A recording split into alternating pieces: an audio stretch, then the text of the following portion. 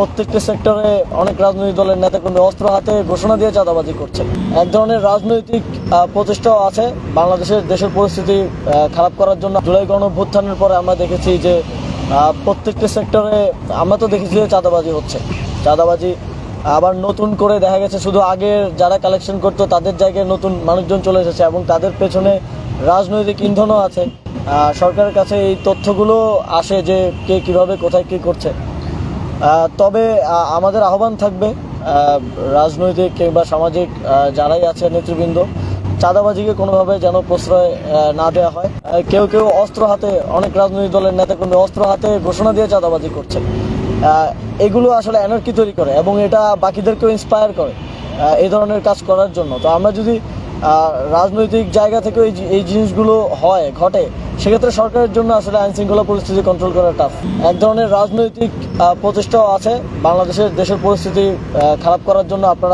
আমরা মাঝে মধ্যেই আওয়ামী লীগের বিভিন্ন টেলিগ্রাম গ্রুপের কিংবা বিভিন্ন মিটিংয়ের স্ক্রিনশট আপনারা দেখবেন। বিভিন্ন মিটিংয়ের রেজুলেশন আমরা পাই যে শেখ হাসিনা তার নেতাকর্মীদের সাথে মিটিং করে কী কী নির্দেশনা দিচ্ছেন।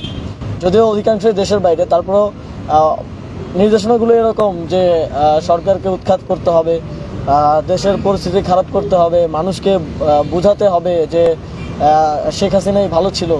তো এই রকম কাজগুলো যখন ওই দিক থেকে চেষ্টা করা হয় তখন তো স্বাভাবিকভাবেই তারা কিছুটা অ্যাক্টিভেট হওয়ার চেষ্টা করে।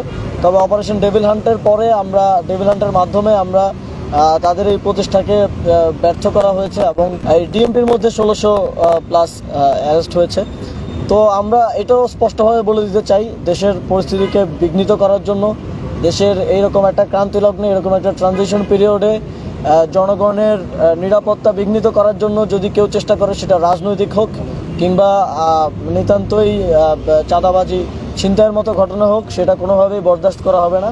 সেক্ষেত্রে আইনশৃঙ্খলা বাহিনী কঠোর থেকে কঠোরতম অবস্থান নেবে।